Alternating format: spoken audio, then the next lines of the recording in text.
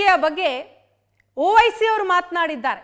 ಯಾವಾಗ ಪಹಲ್ಗಾಮ್ ದಾಳಿ ಆಯಿತೋ ಆ ದಾಳಿಯ ನಂತರದಿಂದ OIC ಅವರು ತೆಗೆದುಕೊಂಡಂತಹ ನಿರ್ಧಾರ, ಅವರು ಮಾತನಾಡಿದಂತಹ ರೀತಿ ಎಲ್ಲದರ ಬಗ್ಗೆಯೂ ಕೂಡ ನೀವು ನೋಡಿದ್ದೀರಿ.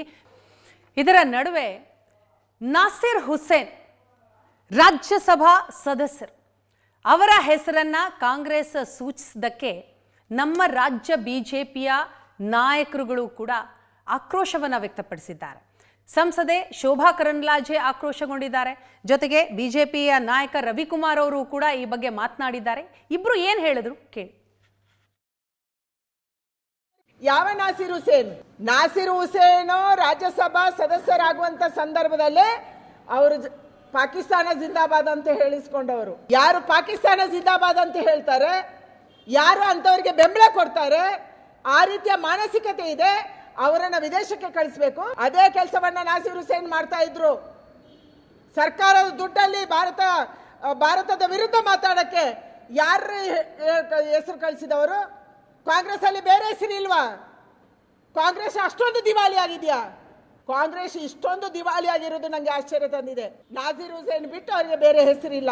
ಎಂತ ದಿವಾಳಿತನ! ಪ್ರಪಂಚದ ಬೇರೆ ಬೇರೆ ದೇಶಗಳಿಗೆ ಏನು ಶಶಿ ತರೂರ್ ಅವರು ಒಂದು ನಿಯೋಗ ಕಳಿಸ್ತಾ ಇದ್ದಾರೆ ಬೇರೆ ಬೇರೆ ದೇಶಗಳಿಗೆ, ಹಾಗೆ ಪಾಕಿಸ್ತಾನದಲ್ಲಿ ಭಯೋತ್ಪಾದನೆ ಹೇಗಿದೆ ಅನ್ನುವಂಥದ್ರ ಬಗ್ಗೆ ನಿಮ್ಮನ್ನು ಕಳಿಸ್ತೀವಿ ಹೋಗಿ.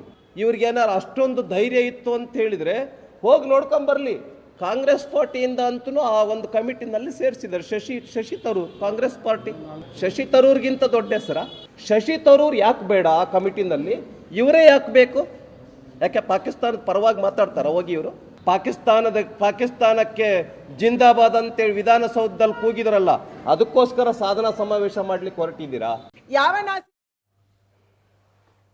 ಇನ್ನು ಆಪರೇಷನ್ ಸಿಂಧೂರವೇ ಸುಳ್ಳು ಅಂತ ಹೇಳಿದಂತಹ ಕಾಂಗ್ರೆಸ್ ಶಾಸಕ ಕೊತ್ತೂರು ಮಂಜುನಾಥ್ ವಿರುದ್ಧ ಬಿಜೆಪಿ ಆಕ್ರೋಶಗೊಂಡಿದೆ. ಅಷ್ಟೇ ಅಲ್ಲ, ಅವರ ವಿರುದ್ಧ ಕಂಪ್ಲೇಂಟ್ ಕೂಡ ಕೊಡೋದಕ್ಕೆ ಮುಂದಾಯಿತು. ಆದರೆ ಪೊಲೀಸರು ಕಂಪ್ಲೇಂಟ್ ಅನ್ನ ದಾಖಲು ಮಾಡಿಕೊಂಡಿಲ್ಲ, ಅವರ ವಿರುದ್ಧ FIR ಆಗಿಲ್ಲ ಅಂತ ಬಿಜೆಪಿ ನಾಯಕರು ಆಕ್ರೋಶಗೊಂಡಿದ್ದಾರೆ.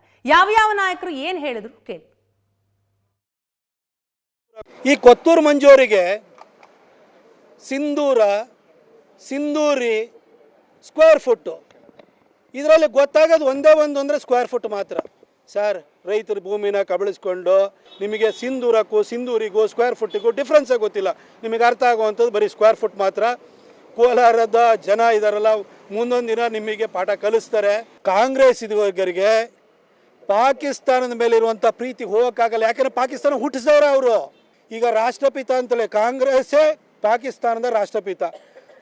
ಅವರೇ ಹುಟ್ಟಿಸಿರೋ ಮಗು ಮೇಲೆ ಏನಾದ್ರು ದಾಳಿ ಮಾಡ್ತು ಅಂತ ಹೇಳಿದ್ರೆ ಅವ್ರಿಗೆ ಬೇಜಾರಾಗ್ದಲೇ ಇರುತ್ತಾ? ಅಡಿಗಿಷ್ಟು ಅಂತ ಹೇಳಿ ರಿಯಲ್ ಎಸ್ಟೇಟ್ನ ಬೆಲೆ ಗೊತ್ತಿರೋದು ಬಿಟ್ಟು ಕಾಶ್ಮೀರದಲ್ಲಿ, ಜಮ್ಮುನಲ್ಲಿ ಭಯೋತ್ಪಾದನೆಯಿಂದ ಜೀವನ ಹೆಂಗೆ ದುಸ್ತರವಾಗಿದೆ ಅನ್ನುವಂಥದ್ದು ಏನಾದ್ರು ಗೊತ್ತಾ? ಶಶಿ ತರೂರ್ ಅವರು, ಶರದ್ ಪವಾರ್ ಅವರು, ಕನ್ನಿಮೋಳಿ ಅವರು, ಆಮೇಲೆ ನಮ್ಮ ರವಿಶಂಕರ್ ಪ್ರಸಾದ್ ಅವ್ರನ್ನ ಒಂದು ನಿಯೋಗ ಕಳಿಸ್ತಾ ಇದ್ದಾರೆ ಬೇರೆ ಬೇರೆ ದೇಶಗಳಿಗೆ.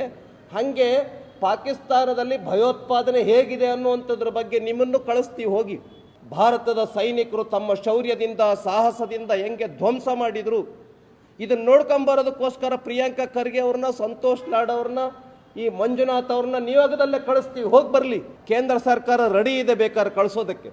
ಬಹುಶಃ ಸಂತೋಷ್ ಲಾಡ್ ಅವರಿಗೆ ಹಿಂಜರಿಕೆ ಬಂದಿರಬಹುದು, ಸಚಿವ ಸ್ಥಾನದಿಂದ ನನ್ನನ್ನು ತೆಗೆದಾಕ್ಬಿಡ್ಬೋದು ಅಂತ ಒಂದು ಭಯ ಕಾಡ್ತಾ ಇರ್ಬೋದು ಸಂತೋಷ್ ಲಾಡ್ ಅವರಿಗೆ. ಅದಕ್ಕೋಸ್ಕರ ಅವರು ಪಾಕಿಸ್ತಾನದ ಪರವಾಗಿ ಮಾತಾಡ್ತಾ ಇದ್ದಾರೆ. ಕೊತ್ತೂರು ಮಂಜುನಾಥ್ ಅನ್ನುವಂಥ ಶಾಸಕ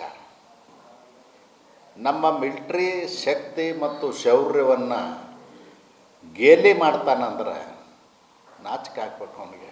ಅವನೊಬ್ಬ ಮೀಸಲಾತಿಗೆ ಕನ್ನ ಹಾಕಿದ ವರ್ಷ ಬೋಗಸ್ ಕಾಸ್ಟ್ ಸರ್ಟಿಫಿಕೇಟ್ ತಗೊಂಡು MLA ಆಗಿದ್ದ. ಇದರ ನಡುವಿನಲ್ಲಿ ಆಪರೇಷನ್ ಸಿಂಧೂರ ಯಶಸ್ಸಿಗಾಗಿ, ಜೊತೆಗೆ ಭಾರತೀಯ ಸೇನೆಯ ಪರಾಕ್ರಮದ ಹಿನ್ನೆಲೆಯಲ್ಲಿ ಬಿಜೆಪಿ ತಿರಂಗಾ ಯಾತ್ರೆಯನ್ನ ಮಾಡಿತು. ಆದರೆ ಈ ತಿರಂಗಾ ಯಾತ್ರೆಗೆ ಕಾಂಗ್ರೆಸ್ ಆಕ್ಷೇಪವನ್ನ ವ್ಯಕ್ತಪಡಿಸಿತು. ಅದರಲ್ಲೂ ಸಚಿವ ಪ್ರಿಯಾಂಕ್ ಖರ್ಗೆ ಅವರು ಬಿಜೆಪಿಯವರು ತಿರಂಗಾ ಯಾತ್ರೆ ಮಾಡೋದಲ್ಲ, ಟ್ರಂಪ್ ಯಾತ್ರೆ ಮಾಡಿ ಅಂತ ಹೇಳಿದರು. ಸೊ ಇದಕ್ಕೆ ಸಂತೋಷ್ ಲಾಡ್ ಅವರು ಹೇಳಿದಂಥದ್ದು ಅಂದರೆ ಟ್ರಂಪ್ ಯಾತ್ರೆ ಮಾಡಲಿ, ಇವರು ತಿರಂಗ ಯಾತ್ರೆ ಮಾಡೋದು ಬೇಡ ಅನ್ನುವಂಥದ್ದು. ಸೊ ಇದಕ್ಕೆ ಬಿಜೆಪಿಯವರು ಆಕ್ರೋಶವನ್ನು ವ್ಯಕ್ತಪಡಿಸಿದ್ರು. ಯಾವ ನಾಯಕರು ಏನು ಹೇಳಿದ್ರು ಅನ್ನೋದನ್ನ ಕೇಳಿ. ಈ ದೇಶದ 140 ಕೋಟಿ ಜನಸಂಖ್ಯೆ ಜನ ಯುದ್ಧ ಆಗಬೇಕು, ಪಾಕಿಸ್ತಾನ ತಕ್ಕ ಪಾಠ ಕಲಿಸ್ಬೇಕಂತ ಇರ್ತಕ್ಕಂಥ ಆ ಮನಸ್ಥಿತಿನ ನೀವು ರಾತ್ರೋರಾತ್ರಿ ಯಾಕೆ ಸೀಸ್ ಫೈರ್ನ ಒಪ್ಪಿದ್ದೀರಿ ಅಂತ ಹೇಳಿ ನೀವು ಜನಕ್ಕೆ ಹೇಳ್ತಕ್ಕಂಥದ್ದು ಮೂಲಭೂತ ಪ್ರಶ್ನೆ ಇದೆ. ಅದಕ್ಕೆ ನೀವು ಉತ್ತರ ಕೊಡಬೇಕಂತ ಈ ಸಂದರ್ಭ ಕೇಳಲಿಕ್ಕೆ ಇಚ್ಛೆ ಬಯಸ್ತೀನಿ. ಒಂದು, ಇವತ್ತು ಬಿಜೆಪಿಯವರು ತಿರಂಗ ಯಾತ್ರೆ ಮಾಡ್ತಾ ಇದ್ದಾರೆ. ನನ್ನ ಮನವಿ ಇದೆ, ದಯಮಾಡಿ ನೀವು ತಿರಂಗ ಯಾತ್ರೆ ಮಾಡಕ್ಕೆ ಹೋಗಬೇಡಿ, ಟ್ರಂಪ್ ಯಾತ್ರೆ ಮಾಡಿರಿ. ನೀವು ಇನ್ನು ಮುಂದಗಡೆ ಟ್ರಂಪ್ ಫೋಟೋ ಹಾಕ್ಕೊಂಡು ಟ್ರಂಪ್ ಏನು ಹೇಳ್ತಾರೆ ಅದೇ ನಿಮ್ಮ ಸರ್ಕಾರ ಕೇಳ್ತಕ್ಕಂಥದ್ದು. ಪ್ರಧಾನಮಂತ್ರಿ ಮೋದಿ ಸಾಹೇಬರು ಟ್ರಂಪ್ ಏನು ಕೇಳ್ತಿದ್ದಾರೆ ಅದನ್ನೇ ಪಾಲನೆ ಮಾಡ್ತಕ್ಕಂಥದ್ದು ಇದೆ. ದಯಮಾಡಿ ನೀವು ತಿರಂಗ ಯಾತ್ರೆ ಮಾಡಬೇಡ್ರಿ, ಟ್ರಂಪ್ ಯಾತ್ರೆ ಮಾಡಿರಿ ಅಂತ ತಮಗೆ ಹೇಳಲಿಕ್ಕೆ ಬಯಸ್ತೀನಿ ನಾನು. ಬೆಳಗ್ಗೆ ಎದ್ದು ಕೂಡಲೇ ಮನೆ ಸುತ್ತ ಇರುವಂಥ ಮರ ಗಿಡಗಳಲ್ಲಿ ಕಾಗೆಗಳು ಬಂದು ಕಾಕಾ ಕಾಕಾ ಅಂತಾರಲ್ಲ, ಹಾಗೆ ಪ್ರತಿನಿತ್ಯ ಮೋದಿಯವರ ಬಗ್ಗೆ ಕೆಡಕು ಮಾತಾಡ್ತಾರೆ. ಸಾಕ್ಷ್ಯ ಕೇಳೋ ಅಂಥದ್ದು ಈ ಥರದ್ದೆಲ್ಲ ನಡೀತಾ ಇದೆ. ಬಹಳ ನನಗೆ ಬೇಸರ ಹುಟ್ಟಿಸೋ ಸಂಗತಿ ಏನಂತಂದರೆ, ಸಂತೋಷ್ ಲಾಡ್ ಅಂತವರು ಕೂಡ ಮೋದಿಯವರ ಬಗ್ಗೆ ಬಾಯಿಗೆ ಬಂದಂಗೆ ಮಾತಾಡ್ತಾ ಇದ್ದಾರೆ. ಮೋದಿ ತಾನೇ ಸುಪ್ರೀಂ ಅಂತ ಭಾವಿಸ್ಬಿಟ್ಟಿದ್ದಾರೆ. ಇದು ತಿರಂಗ ಯಾತ್ರೆ ಬದಲು ಟ್ರಂಪ್ ಯಾತ್ರೆ ಮಾಡಿ ಏನು ಮಾತಾಡ್ತಿದ್ದೀರಿ ಸಂತೋಷ್ ಲಾಡ್ ಅವರೇ? ನಿಮಗೆ ಏನು ಮಾತಾಡ್ತಿದ್ರೆ ಅನ್ನೋ ಪರಿಜ್ಞಾನ ಆದರೂ ಇದೆಯಾ?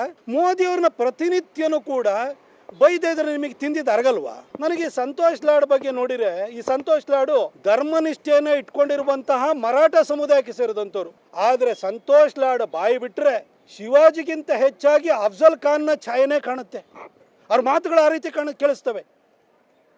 ಆದರೆ ಈ ಸಂತೋಷ್ ಲಾಡ್ ಬಹಳ ಮೇಧಾವಿ ಥರ ಬಂದು ಬಹಳ ಪೋಸ್ ಕೊಡ್ತಾ ಇರ್ತಾರೆ. ಇದರೊಂದಿಗೆ ಇವತ್ತಿನ ನ್ಯೂಸ್ ಅವರನ್ನ ಮುಗಿಸ್ತಾ ಇದ್ದೀನಿ.